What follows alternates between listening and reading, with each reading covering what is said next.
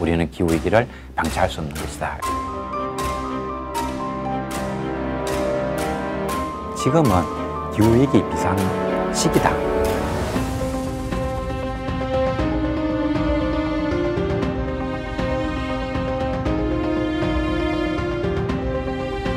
(40% 정도의 식물만 살아남고 나머지 58%는 멸종한다.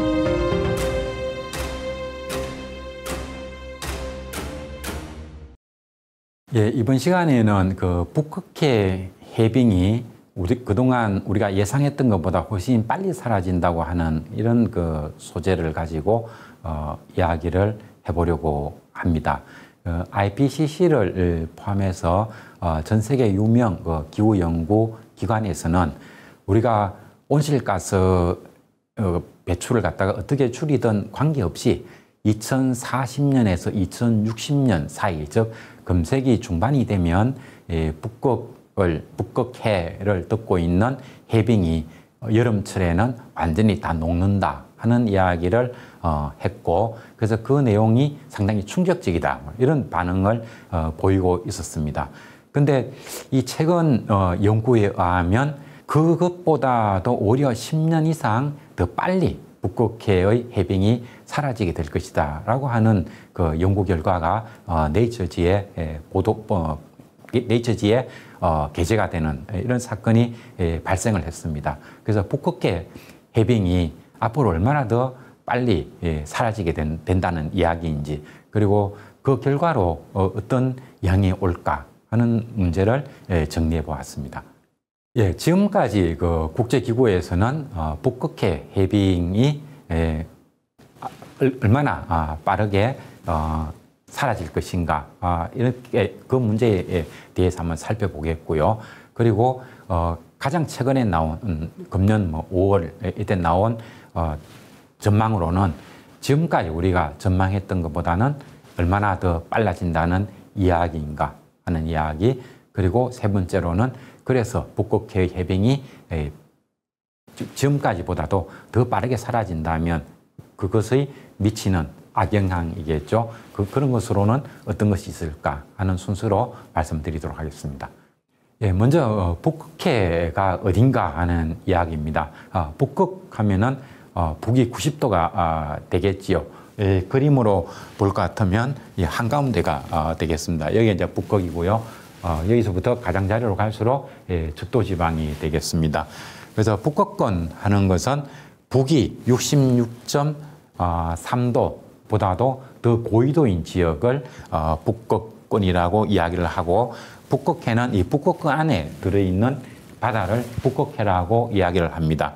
그리고 이 북극해 안에는 연중 이제 해빙의 양이 좀 증가했다, 감소했다 이렇게를 합니다. 그 여름 중에서도 한 9월 달에 해빙의 면적이 가장 좁고, 그 다음에 겨울에 되면 해빙의 양이 증가를 합니다. 근데 지금은 이제 9월 달이 되더라도 해빙의 양은 줄어듭니다만 이 바다에 얼음이 덮고 있는 거죠.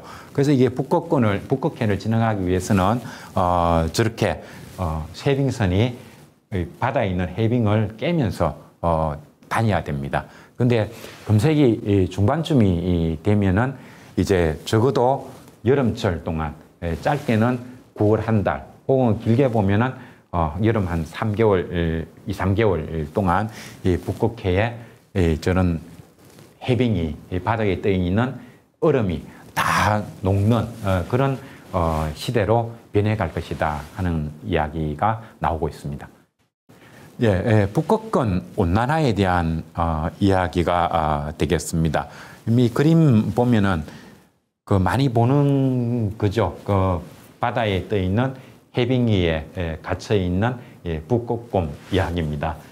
근데 추운 곳 하면 우리가 알래스카 이런 얘기를 많이 하는데, 알래스카 경우도 여름철이 되면은 사상 최악의 폭염, 온도가 30도 이상 이렇게 나타나기도 하고, 그래서 이제는 에어컨이라든가 선풍기 없이는 알래스카에서도 살아가기가 어렵다 이런 얘기가 나오고 있습니다.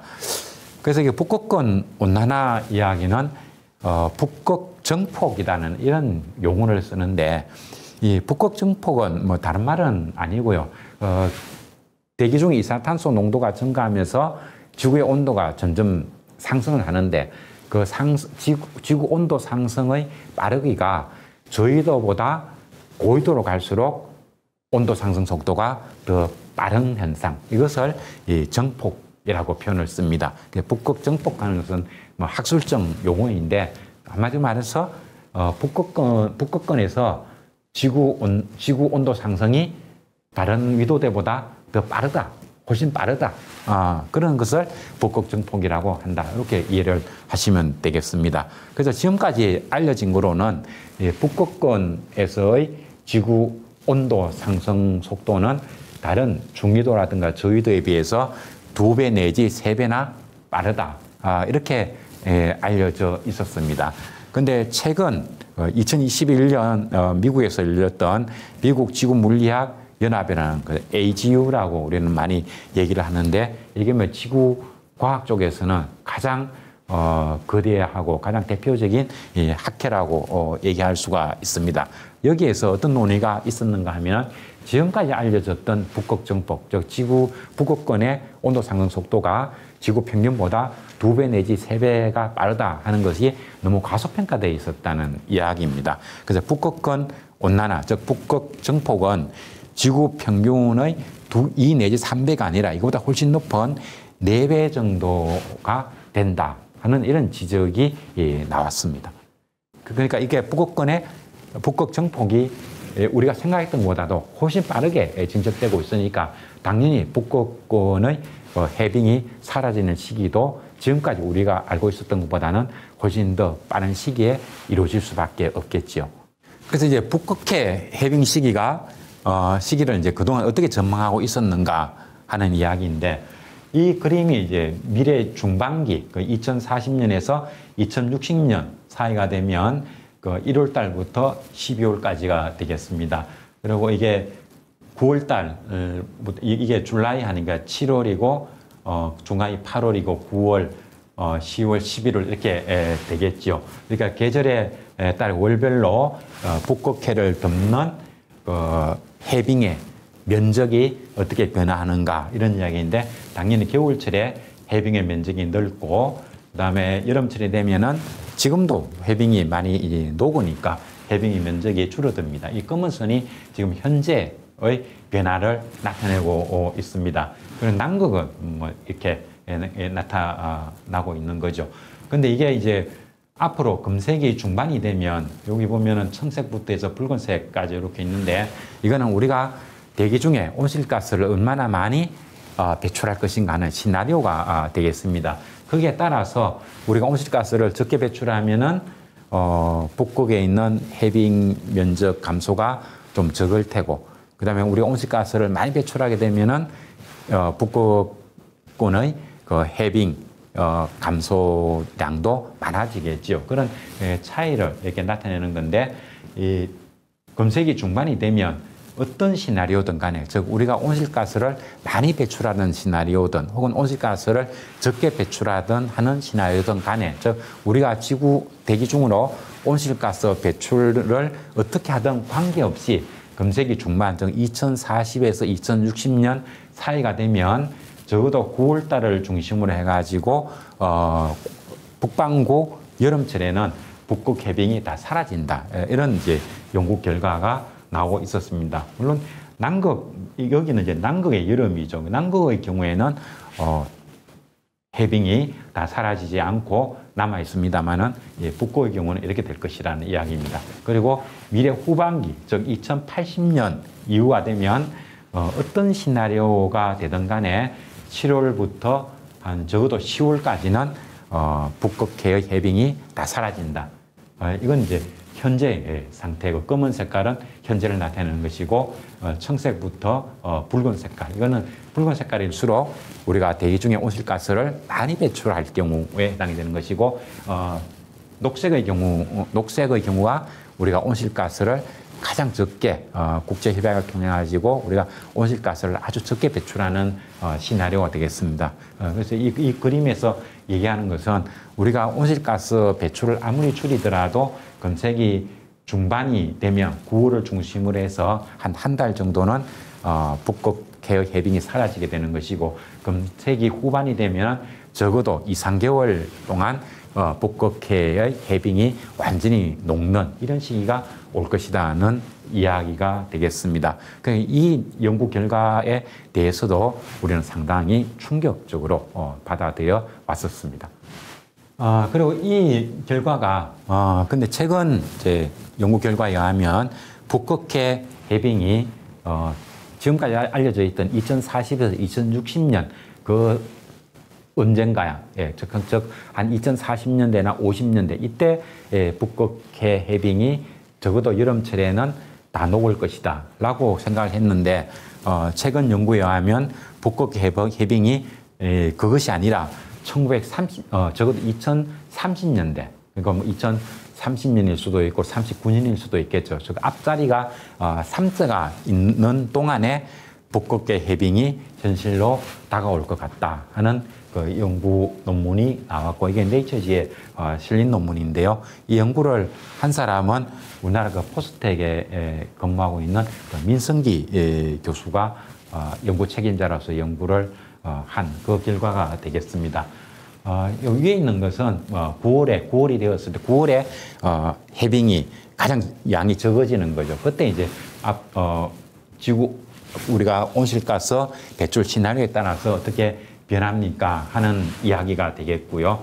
그래서 이거는 좀 더 왔다 갔다 하니까 좀 보기가 좀 불편하니까 요 밑에다가 다시 요거는 2020년부터 2100년까지인데 온실가스 배출 시나리오에 따라서 몇 년도 정도가 되면은 북극해 해빙이 사라질 것인가 하는 그 이야기입니다. 여기에 보면은 적어도 붉은 색깔이라든가 그다음에 청색으로 되어 있는 이런 시나리오에 보면은 적어도 여기서 sea ice free 하는 것이 해빙이 사라지는 해가 되겠지요. 그러니까 이때 보면 적어도 9월 달이 되면 2040년 이 안 돼서 혹은 그 전후로 해서 이 해빙이 사라지는 걸 보여줍니다. 요 위에 그림도 보면은 이게 제로 하는 것이 해양 북극해에 있는 그 해빙이 덮는 면적이 되는데, 이게 제로에 도달을 한다는 얘기는 다 사라진다는 이야기가 되겠습니다. 이런 것도 이제 미래 전망 이렇게 되는데, 이게 보면 2040년을 채 넘기지 않아서 이게 사라진다는 걸 볼 수가 있죠. 그리고 이제 고배출, 우리가 온실가스를 많이 배출할 경우에는 이건 이제 저배출 시나리오, 즉 온실가스를 적게 배출할 때 이렇게 되고, 온실가스를 우리가 많이 배출하게 되면은 이렇게 간다는 이야기가 되겠습니다. 그래서 물론 이 저배출보다는 고배출 때는 훨씬 빨리 이게 북극권의 해빙이죠. 해빙이 사라진다는 것을 이 그림에서 제시를 하고 있습니다. 그래서 이 내용을 보면 적어도 어쩌면 2030년 후반 정도가 되면 여름철에 9월달 중심으로 해서 북극해의 해빙이 완전히 사라지는 그런 현상이 나타날지도 모른다, 이런 이야기가 되겠지요. 2030년 이렇게 하면은 지금으로부터 한 20년 안에는 북극해의 해빙이 사라지는 것이 현실로 나타날 수 있다 하는 이런 그 연구 논문이 나왔습니다.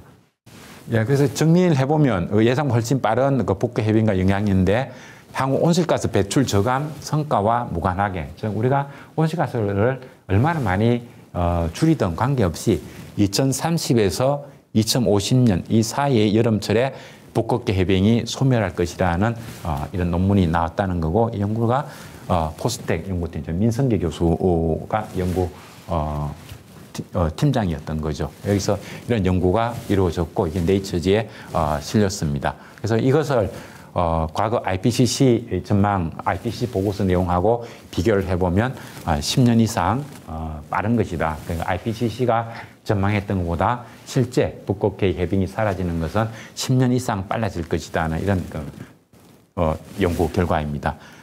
그리고 북극 해빙이 그러면 감소하면 어떤 일이 벌어지느냐 하는 이야기인데, 첫째로 북극의 온난화가 더 과소가 될 것이다 하는 이야기를 생각해 볼 수 있습니다. 왜냐하면 태양 복사내지에 쭉 지표로 내려오게 되면 얼음은 반사율이 굉장히 높거든요. 그러니까 태양 복사내지가 땅에 흡수되는 양이 적어집니다. 근데 우리가 바다는 이렇게 보면 눈이 굉장히 편안하죠. 그 말은 바다는 태양 복사에너지를 잘 흡수한다는 이야기가 되겠습니다. 즉 북극의 해빙이 사라지게 되면 태양 복사에너지가 지표에 훨씬 많이 흡수가 될 수 있다는 거죠. 그래서 그 결과로 북극의 온난화가 더욱 가속화 될 것이다 하는 것을 생각해 볼 수가 있습니다. 지금보다 해빙이 사라지게 되면 지표가 흡수할 수 있는 태양 복사의 양은 수배 이상, 서너 배 이상 많아진다고 전망해 볼 수가 있는 거죠.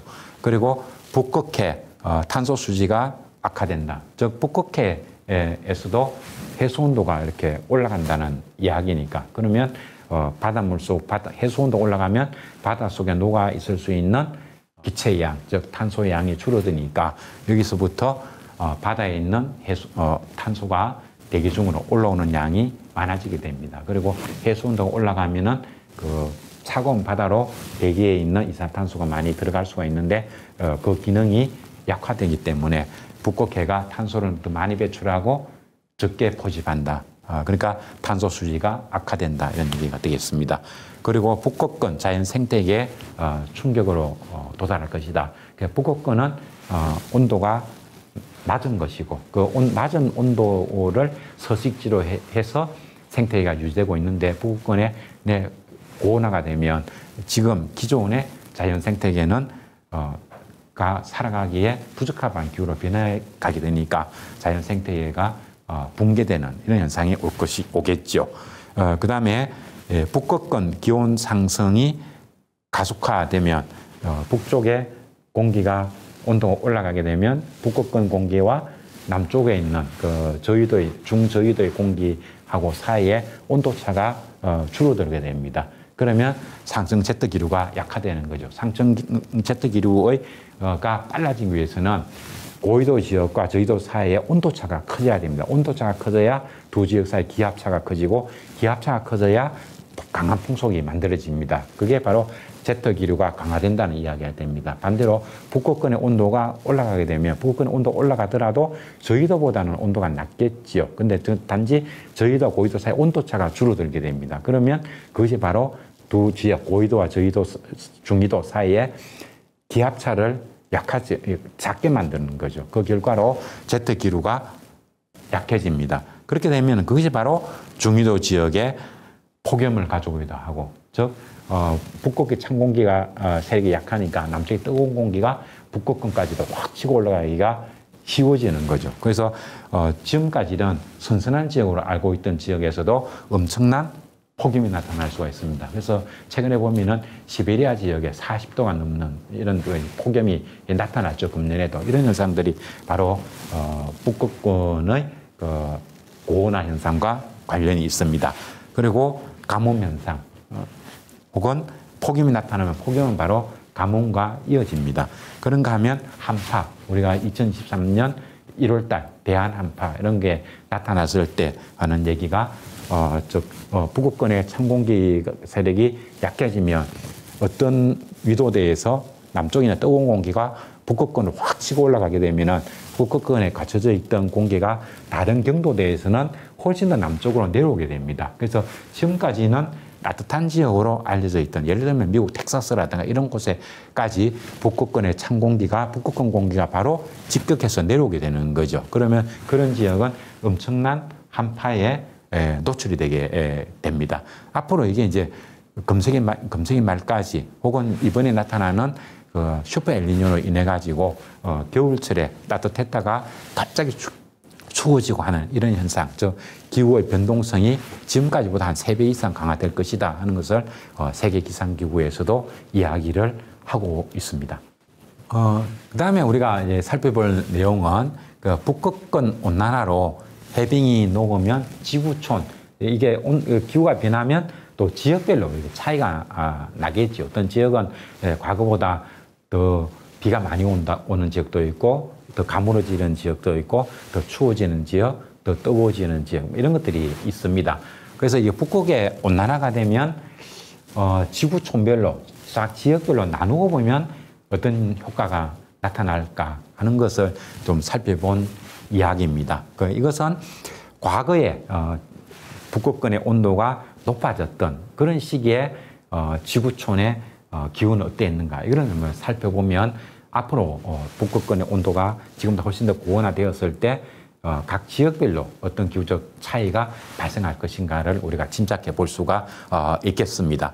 그래서 이것을 가지고 보면 홀로세 초 이렇게 지질학적 시대를 나눌 때 뭐 고생대, 중생대, 신생대 이렇게 나누고, 신생대를 또 뭐 3기, 4기 이렇게 나누고, 또 4기도 또 무슨 세 이래가지고 나눕니다. 그래서 요즘 보면은 우리가 인간 활동을 통해서 나온 뭐 환경 오염의 문제라든가, 그다음에 방사능 문제라든가 이런 것들이 지각 분포에 지각에 이미 영향을 주기 시작했다. 이런 그 시대를 인류세라고 이름을 붙이자면 이런 얘기를 하고 있죠. 근데 지금 이제 우리가 살고 있는 지질학적 시대는 공식적으로는 홀로세라고 얘기를 합니다. 근데 이제 지금 이제 사람들은 홀로세라는 용어를 이제 그만 쓰고 인간이 그 지질학적으로 엄청난 영향을 미치고 있고 기후도 바꾸고 있기 때문에 그 인간이 지배하는 시대, 그래서 인류세라는 이름을 쓰자 이런 얘기를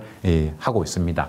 어쨌든 그렇지만 그거는 아직까지 공식적인 학술 용어는 아니고요. 지금 우리가 살고 있는 이 시대는 지질학적으로는 홀로세라고 이야기를 합니다. 근데 저 홀로세의 의미가 뭔가를 한번 찾아보니까 저게 평화롭고 온후하다는 그런 의미를 가지고 있습니다. 즉 지금 우리가 살고 있는 이 지구의 기후가 지구 역사상 이렇게 살펴보면 우리가 알고 있는 그 범위 내에서 조사를 해보면 가장 온화하고 그리고 많은 생명체들이 평화롭게 살아갈 수 있는 그런 알맞은 기후대다, 그런 의미가 되겠습니다. 오늘날 그 세계 인구가 급속하게 증가한 그 요인 중에 하나도, 물론 가장 큰 것은 우리가 화석연료를 사용하면서 많은 에너지를 확보할 수 있게 되었다는 것이 가장 큰 이유가 되겠습니다만, 거기에 더해서 좋은 기후대가 이어지고 있다는 것, 이것도 지구에서 인간이 이렇게 많은 인구가 급속하게 증가하면서 번성하고 있는 하나의 이유가 되겠습니다. 근데 이때 이제 홀로세는 과거 최근 한 1만 년 정도를 이야기하는데, 초기에 하면 한 9,000년 전, 10,000년 전 정도가 되겠지요. 이때 초중기에 북반구 여름철에 태양 복사 에너지가 많이 들어왔고, 그래서 상당히 온화했다는 지질학적 근거가 있습니다. 그래서 그 당시 기후가 어땠는가를 보면 당시엔 고온다습한 기후였고 사하라 사막에도 초원지대였다고 얘기를 합니다. 그래서 사하라 지역에 가서 지질 조사를 해보면 그곳이 지금으로부터 1만 년 이전에는 초원지대였다는 그런 기록이 나오고 있습니다. 그 이후에 지구 온도가 낮아지면서 그 지역에 비가 오지 않고 그래서 지금 산막 지역으로 변한 겁니다. 그래서 고기후 학계에서는 홀로세 중기 이후에 발생한 기후 변화를 지구 기후 시스템 민감도 분석의 중요한 단서로 이용하고 있다, 이렇게 되어 있는데, 여기에서 뭐 기후 시스템 민감도라고 하는 것은 어떤 변동, 어떤 충격이 갔을 때 그 충격을 어떻게 받아들이는가 하는 것을 그 민감도라고 얘기를 합니다. 그러니까 지금 우리가 관심을 갖는 것은 북극권의 온도가 막 높아져 가지고 해빙이 가될 정도로 북극권의 온도가 높아지면 지구촌의 온도는 어떻게 되겠지? 이렇게 이제 우리가 관심을 갖고 있잖아요. 이런 것들이 바로 그 민감도 분석이라고 하는 겁니다. 그래서 이것은 우리가 고기후에서 우리가 북극권의 온도가 많이 높아지면 아마 우리 홀로세의 초중기하고 비슷한 기후대로 갈 거야, 이렇게 이제 우리가 추정할 수 있는 거고, 그러면 그때 지구 기후가 어땠을까 하는 것을 찾아보는 이런 방식이 고기후학적 기후 연구라고 볼 수가 있습니다. 그 당시 이렇게 보면 북태평양 지역, 우리가 살고 있는 지역이죠. 그리고 북아메리카 지역, 미국, 캐나다 이런 쪽에는 지역의 연평균 온도를 이렇게 높이는, 당신이 이쪽이 따뜻했다는 겁니다. 그런가 하면은 대서양 심층순환을 약화시켜 북극권의 온도가 높아지고, 이렇게 되면은 그린란드 앞바다, 이런 그린란드 이쪽에 북극권이잖아요. 거기서 침강 현상이 약화되든가 혹은 중지가 되어버리기 때문에, 그러면 멕시코 만류가 대서양에 흐르는 그 난류죠. 이게 고위도까지 못 올라가게 됩니다. 지금은 멕시코 만류가 적도 지역에 있는 많은 열을 고위도까지 운반해주고 있기 때문에 유럽의 경우에는 겨울철에도 비가 적당히 오게 되고, 겨울철에도 그다지 춥지 않는 따뜻한 기후가 형성되는데, 북극권이 해빙이 되어버리면 멕시코 만류가 올라올 수 있는 원인이 침강기류 때문인데, 그 침강기류가 약해지는 거죠. 그러면은 멕시코 만류가 적게 올라온다는 겁니다. 멕시코 만류가 적게 올라온다는 얘기는 저희도 지역의 열을 수송하는 기능이 떨어진다는 거죠. 그러니까 유럽은 온도가 낮아지는 효과가 나타난다. 그래서 요약해서 딱 얘기를 하면은 태평양 쪽, 우리나라 아시아라든가 북미 대륙 이쪽으로는 온도가 높아지고, 반대로 유럽 쪽은 온도가 하강하는 효과가 나타나지 않을까, 이런 이제 전망을 해볼 수가 있다는 겁니다. 그리고 북극 온난화는 말 그대로 이게 상층 일기도입니다만, 여기 이제 북극이고 이쪽으로 갈수록 적도입니다. 그래서 북극의 온도가 높아지면 높아질수록 이쪽 세력이 약해지니까 이런 지역에는 남쪽에는 찬 공기가 확 치고 올라가는 거죠. 그렇게 되면 북극에 갇혀져 있던 공기는 이런 지역이라든가 이렇게 혹은 이런 지역으로는 찬 공기가 내려오게 됩니다. 그래서 찬 공기가 내려오는 지역에는 서늘한 기후, 저온이 나타나게 되고, 또 이렇게 남쪽에 있는 공기가 이렇게 치고 올라간 이런 지역에서는 상당히 이 고온인 상태가 나타나게 됩니다. 우리나라에서도 6월 달에 온도가 상당히 좀 선선하게 이어지다가 6월 세 번째 주 주말을 경계로 해가지고 한 2, 3일 동안 온도가 확 높아진 적이 있는데, 그때 보면은 그 전에 주말을 6월 셋째 주 토, 일, 월 이 한 사흘이 오기 그 전에는 북극의 찬 공기가 내려와 가지고 우리나라 쪽에 저기에 한랭한 공기가 위치를 하면서 소나기도 내리고 우리나라 온도를 서늘하게 유지를 했습니다. 그러다 그것이 동쪽으로 빠져나가고 그 서쪽에 있던 따뜻한 이런 이 찬 공기, 남쪽에 따뜻한 공기 올라올 수 있는 이러한 패턴이 우리나라 쪽으로 이동해 오면서 한 사흘 정도 아주 뜨거운 기온을 나타낸 적이 있습니다. 이렇게 이제 기온 변동성을 강화시키는 이런 효과가 더욱더 잘 나타나게 되는 거죠. 그래서 북극 온난화는 이상 기후를 강화시킨다. 기후 변동성을 더 크게 만든다. 종잡을 수 없는 온도 변화를 가져온다. 이렇게 정리가 되겠습니다. 그래서 이제 북극해의 온도가 이렇게 높아지는 것은 지구인들 입장에서 볼 때는 상당히 좀 두려움의 대상이 될 수가 있습니다. 그럼에도 불구하고 북극해 해빙이 되면 아주 그 수지가 맞는다. 그래서 상당히 기대하는 이런 사람들도 많이 있습니다. 우리나라에서도 이제 북극해가 녹게 되면은 부산을 거점으로 해가지고 유럽으로 물동량이 갈 수 있다. 혹은 북극해에 크루즈선을 띄울 수 있다. 해서 아주 희망에 차 있는 이런 사람들도 있습니다. 근데 이쪽에 이제 북극 해빙을 노리는 사람들 중에 대표적인 걸로 생각해 본다면 북극 이사회라고 하는 이런 조직이 있습니다. 여기 보면 1996년에 발족을 했고요. 이분들 이 나라들이 있죠. 북극해를 주변에 있는 이 나라들로 이루어진 국제기구가 북극 이사회 하는 겁니다. 이걸 만들면서 러시아라든가 이런 나라들이 되겠죠. 러시아, 캐나다 뭐 이런 나라들로 이루어진 국제기구입니다. 여기서 보면 북극권 환경보호와 지속가능한 발전을 논의한다. 아주 뭐 좋은 얘기를 하고 있습니다. 북극 주변 거주민의 에스키모인들이라든가 이런 사람들이겠죠. 복지와 원주민 및 지역 전통을 보호한다. 그리고 북극권의 생물의 다양성을 유지하도록 협력한다.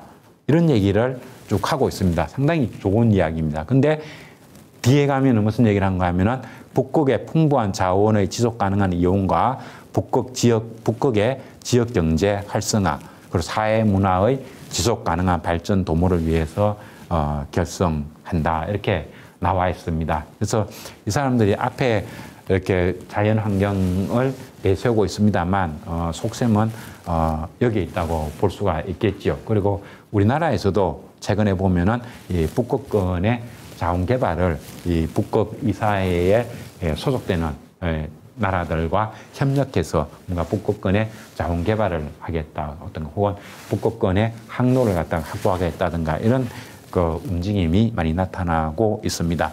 그래서 이게 북극해 이사회와 관련해서 언론 보도를 보면은 이런 제목으로 나옵니다.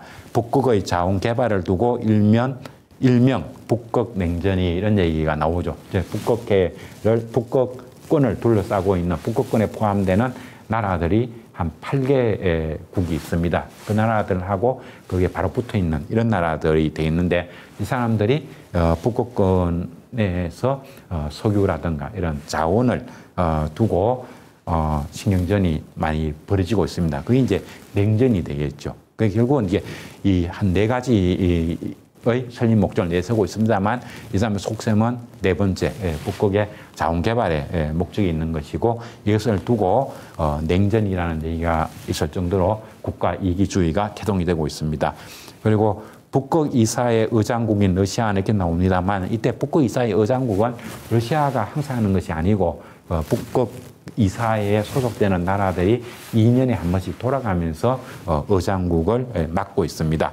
그런데 이 기사가 나올 때는 이제 러시아가 의장국이었다는 그런 의미가 되겠습니다. 러시아는 공격적인 주도권 선점을 시도하고 이런 얘기 나옵니다. 이것도 역시 냉전이고 국가들 사이에 조금이라도 더 이권을 많이 확보하겠다는 이런 그 신경전이 날카롭다는 이야기죠.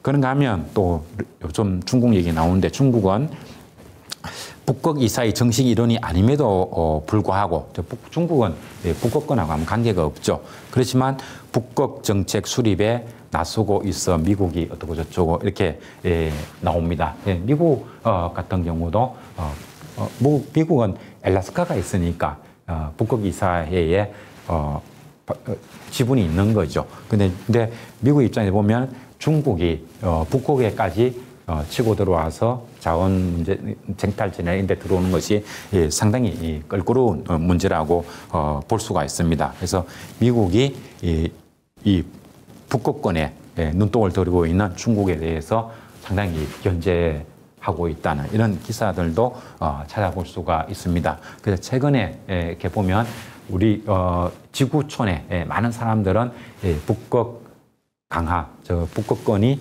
뜨거워지고 있고, 그다음에 그래서 북극의 빙하가 높고, 그리고 그것으로 인한 지구촌에 나타날 이상기후 현상 이런 데에서 큰 우려를 하고 있습니다만은 이 정치권에서는 그 빙하가 녹기만 하면 거기에서 나오는 그 항로 문제 혹은 북극권이 가지고 있는 자원 이것을 어떻게 선점해서 이용할 것인가 여기에 굉장히 신경을 많이 쓰고 있습니다. 이런 면을 참 들여다보면 역시 정치하는 분들은 일반 시민들하고는 좀 종이 DNA가 다른 사람들이 아닌가 이런 생각도 좀 듭니다. 오늘 강연은 여기까지 하도록 하겠습니다.